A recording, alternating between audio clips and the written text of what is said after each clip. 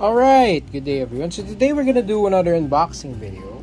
And this time it's gonna be the SH Monsterarts Godzilla 2016, the Night Combat version. But before we begin, I'd like to invite everyone to please subscribe to the channel and hit on the notification bell to get the latest updates from the hobbyist. So yeah, let's begin. So I'm so excited to open up this box because I missed out on the first release, and so I don't have an SH Monsterarts Shin Godzilla. And finally, Bandai SH Monsterarts gave us the opportunity to have one of these. And boy, the box really looks good. So this is what the front of the box looks like. Maybe the back, I don't know which one's the front. But yeah, this is where all the branding information is. So as you can see, there is a pose of the figure right here, and some of the trademark information: Bandai Tamashii Nation, so Tamashii Nation seal, Bandai Namco. So on the top, the classic SH Monsterarts box, wherein you could see glimpses of the figure. And so yeah, the only thing that I really didn't like about it is it didn't come with the brown box that SH Monsterarts usually has. So as you can see, there are some creases in the box already, which is, a bummer. On the side, it just says SH Monsterarts Godzilla 2016, the fourth Night Combat version. On the other side, it actually has some poses of the figure. It's a bit dark because they wanted to highlight those translucent red plastic that they've used for the figure. And so, yeah, and then of course on the other side, there's a glimpse of Shin Godzilla there. And yeah, it's really nice. So without further ado, what I'm gonna do next is we're gonna open up the box and see what the figure looks like. Okay, so out of the box, this is what we have. So we have the Shin Godzilla figure. It doesn't come with any accessories whatsoever. I was kind of expecting that they would at least, like when they did Godzilla Ultima, they provided us with an extra headpiece. I was kind of hoping that they would do the same thing where Shin Godzilla's mount is basically split in half, or I don't know, maybe some effect parts or some destroyed buildings, or maybe those tanks. But when they announced the price, I was immediately expecting that I wouldn't get anything but the figure. Anyway, yeah, so moving on to the sculpt. I love what SH Monsterarts did with most of the figure. Again, not all of it. So they sculpted the figure really well. I don't have the first release, so I wouldn't be able to compare it with that one. But from the other reviews that I've seen online, I noticed that there is really a stark difference, especially on the head. And yeah, but looking at this figure that I have right here, I love what they did with the dorsal plates, how they treated all of the details, especially the skin of Shin Godzilla. They captured what Shin Godzilla looks in the movie. The head, I actually like the proportion of the head compared to the rest of the body. It really looks menacing. It really looks like what Shin Godzilla would look like when it was premiered in the big screen. The only thing that and I'm probably nitpicking here, or maybe not, but the only thing that I wish that SH Monsterarts did better was the teeth. So as you can see, there is quite a gap on the mouth, and that's because the teeth are actually pretty small. So if you look at some stills of Shin Godzilla, the teeth are actually longer than what you see here. And another thing that I want to point out is if you look at the upper row of teeth that Shin Godzilla has, I mean this figure at least, it's basically just, I mean, they could have done a little better on how they sculpted the teeth in on the front. Yeah, so they basically, yeah, those teeth, especially in the front and on the sides, are a little bit too short for me. And the lower teeth are actually the same. I feel like Shin Godzilla had longer teeth than this one. But other than that, how they sculpted the mouth, especially when it opens up really wide, is incredible. It's an incredible engineering, if you will. And how they sculpted the face is phenomenal. It looks like, I mean, it really looks like Shin Godzilla. Again, with some of the flaws that I've mentioned earlier. Other than that, I feel like the sculpt is really well, it's really well done. There are some sculpted details that are hindering the movement, like if you look at the arms right here. So it's, and because of the sculpt, it's limiting the movement of the arms. Although I'm sure Shin Godzilla really doesn't move its arms that much. But yeah. But other than that, even the tail here, if you notice how they sculpted the tail. Yeah, so the small face on the tail is also there. So overall, I love how SH Monsterarts sculpted this figure. By the way, before we move on to the paint application, just something to point out. So this figure, since they wanted it to be, you know, when it hits the light, it's a bit translucent and to highlight most of the red. So it's basically made of a soft, translucent plastic that's color red. That's something that SH Monsterarts did with some of their figures before, and some of their effect parts as well. And I could tell you that from experience, this material tends to be sticky if you keep it on the box or if you keep it on an airtight container. So my suggestion is, if you are going to purchase this figure, make sure that there's proper airflow on wherever you are gonna put this, so that you could at least prevent the translucent plastic from becoming sticky, especially on the dorsal plates and the tail, since most of it is basically painted or it's dry brushed. So at least that would kind of seal the material better.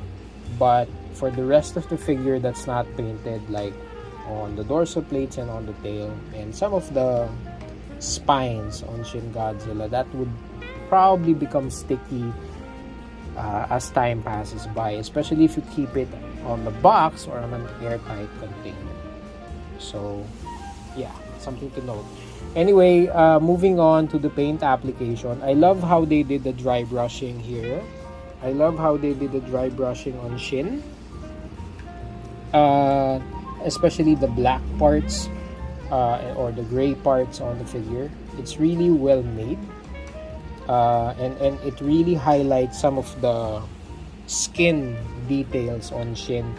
It's reminiscent of burns or burnt skin. That's really something that they wanted to impart when they designed this character.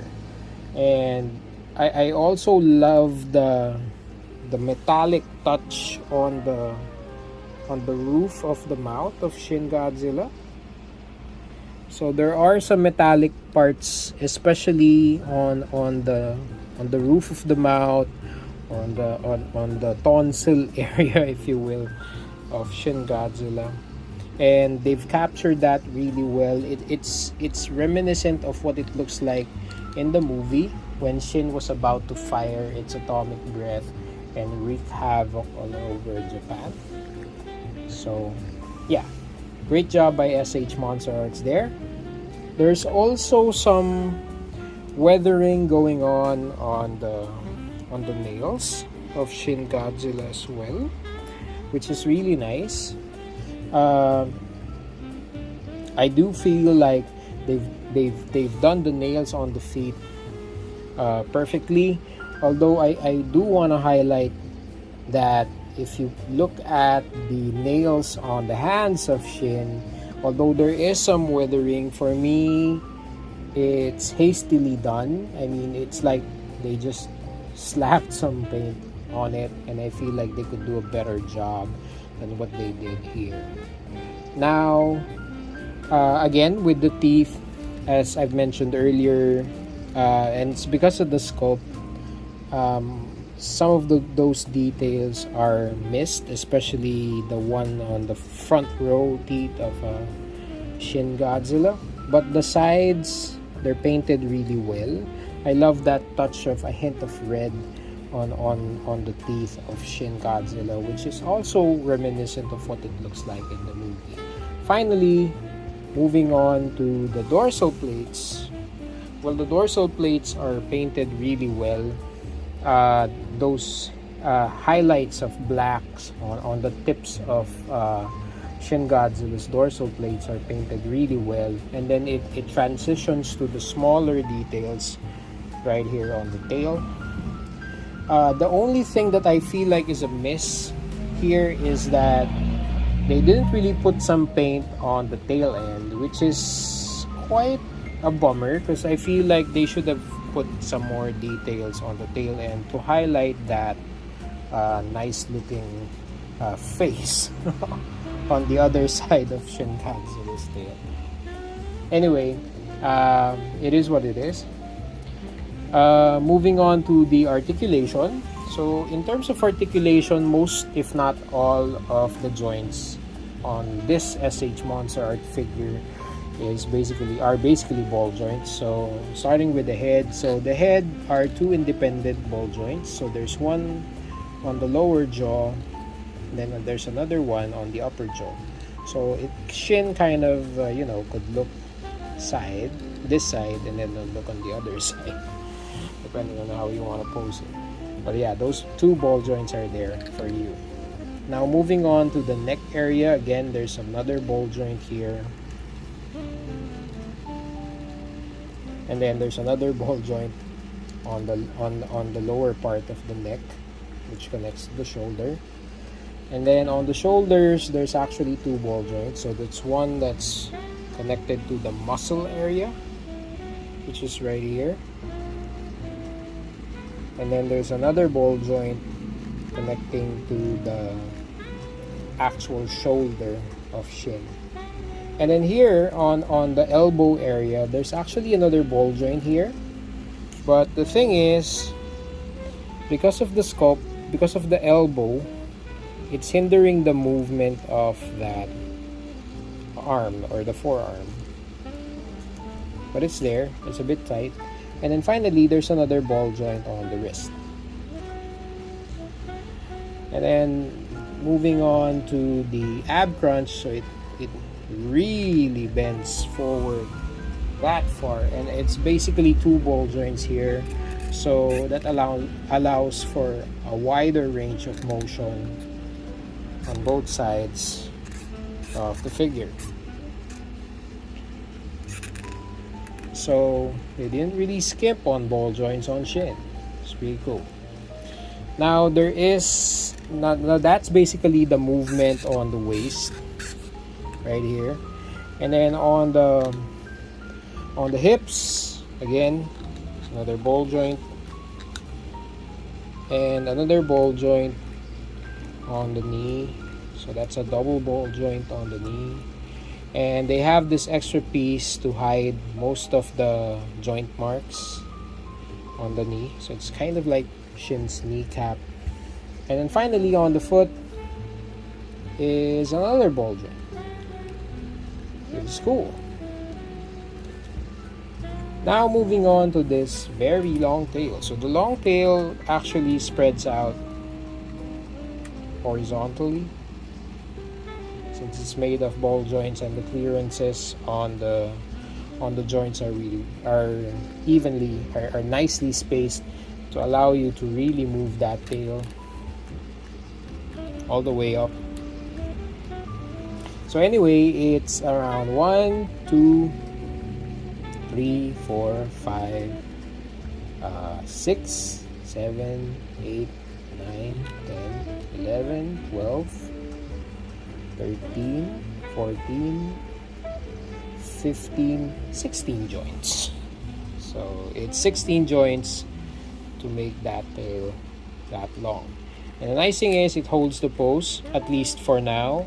And I'm quite confident that it will keep holding that pose, because as I mentioned earlier, it's made of translucent plastic. So that plastic is kind of rubbery in texture. So the chances of that loosening up is probably pretty low. So yeah. Okay, so now we've seen the articulation and everything about the figure. What we're gonna do next is we are gonna compare this figure with the other figures that you might have in your collection. Okay, so this is the SH Monsterarts Shin Godzilla Night Combat version compared to the NECA Godzilla, or the NECA Shin Godzilla. So as you can see, this figure stands at around 7.5 inches tall. This one is around 6 inches tall. So yeah, this is how Shin Godzilla stacks up against the SH Monsterarts Mecha Godzilla 2021. So as you can see, they're usually, I mean, if I haven't really removed the pistons, they're right around the same height. So it's right around 7.5, 8 inches tall. But since I removed the pistons already, so there's much more range of motion on my SH Monsterarts Mecha Godzilla. So it was able to become more taller than what Shin Godzilla looks like. And then finally, this is what the SH Monsterarts Shin Godzilla look like compared to the SH Monsterarts Mecha King Ghidorah, which we've reviewed earlier. So as you can see, Mecha King Ghidorah can actually be taller. So I have just posed it in a more relaxed pose, if you will. But as you can see, it's much taller than Shin Godzilla right here. So yeah. Okay, so my final thoughts about this figure. This is an awesome figure released by SH Monsterarts, and based on the other reviews that I've seen of the first release, I feel like this is an upgrade in terms of sculpt and paint application compared to the original or the first release. So if you don't have the first release of the SH Monsterarts Shin Godzilla, or even if you have one, I feel like you should get one of these. This one retails at around 130, 150 bucks here in the Philippines and in the States. It's quite a lot, especially since you're just getting a figure. You don't have any accessories to go with it. Doesn't have any extra headpiece or tailpiece at least. But yeah, it's an awesome figure. It's for me, it's a must-have in your collection. Now, I love what SH Monsterarts did with the paint application overall and the sculpt. And there are some hits and misses here and there, but it's really nothing that's a deal breaker for me. And I feel like those details we could actually customize if we wanted to. So for me, it's an awesome figure to have.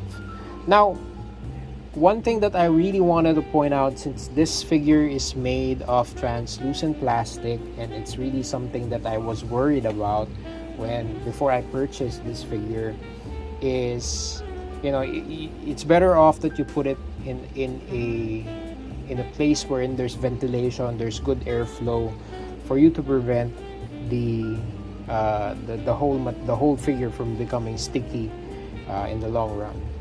But other than that, it's an awesome figure, and the articulation is really good. And I feel like this is going to be a joy to photograph and a joy to, you know, pose into a diorama scene and whatnot. So yeah, so I guess that's it for the review. Before we end this video, I'd like to invite everyone to please subscribe to the channel, and you could also follow us on our other social media platforms. We're available on Facebook, The Hobbyist. We're also on Instagram, the underscore hobbyist. So yeah, I guess that's it for me, folks. Again, thank you guys for watching this video. Thank you for supporting our channel, and I will see you guys soon. Peace.